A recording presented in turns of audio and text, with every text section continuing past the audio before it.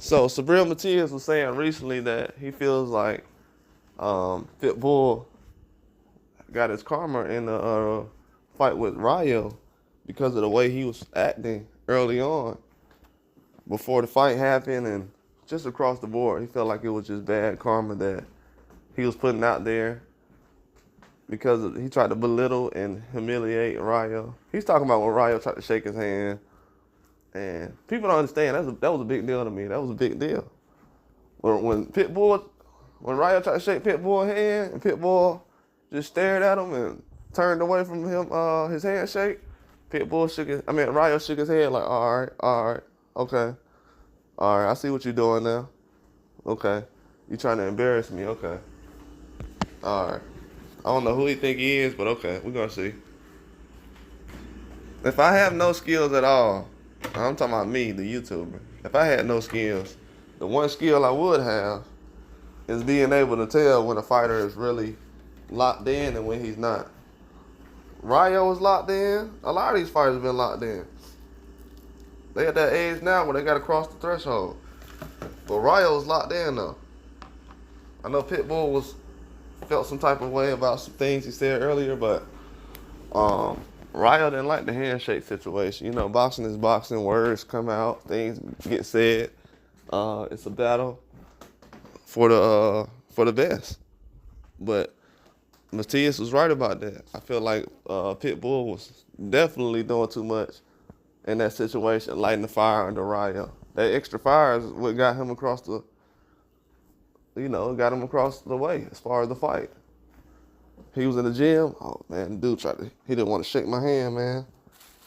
I know Rayo was telling everybody that. This dude acting like he didn't want to shake my hand, man. Out of all people, why he don't want to shake my hand? Like, what have I done? So you looking at the whole situation, I know he's like, man, dude act like he don't want to shake my hand and stuff. And that's what Pitbull was doing.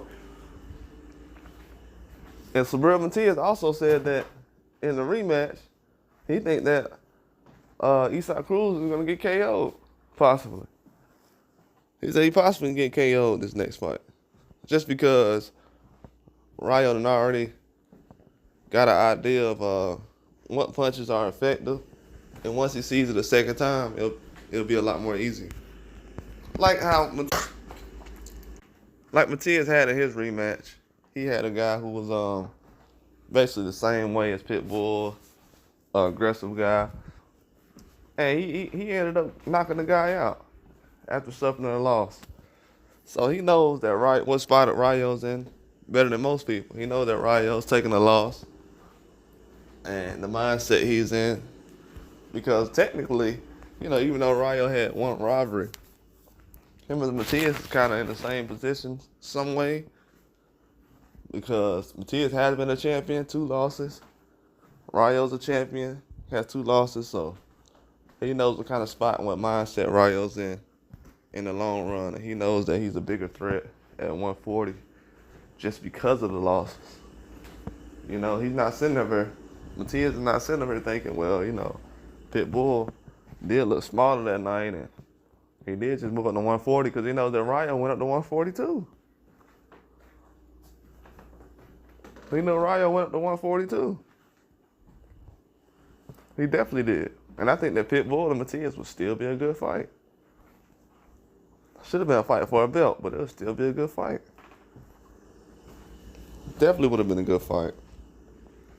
These promotional companies, they got to start working together a lot more than they're doing now because you got a lot more fighters you can get out there, man. If you got to save a fighter out of a mismatch or a matchup that you don't want to get in there and you're afraid he's going to lose, don't promote him. He ain't good enough then. He ain't good enough. That's all it is. They got to quit saving fighters like that too. The guys ain't good enough, Get somebody else. That's the name of the game. I ain't out there because I ain't good enough, so they ain't good enough. It is what it is. Whatever excuse or circumstances, that's what happens. But yeah, they definitely gotta start realizing that certain things that happen before a fight, it matters. Pitbull he needs to try to give Rayo zero motivation going into this fight. He needs to be focused on self. But yeah, that was bad karma that came by, man. Because you ain't supposed to belittle a guy. Ignore a handshake? I haven't seen too many guys ignore a handshake at a press conference. And I'm talking about not even fight week. We're talking about a month and a half, 2 months away. But yeah, you got to pay attention to every little thing in boxing. A lot of people don't pay attention to the little things. They look at the headlines, and read those, and then mimic what everybody else is saying. I mean, that's cool, but it's not cool because one day you're going to have to put your own opinion out there, and it's going to have to matter.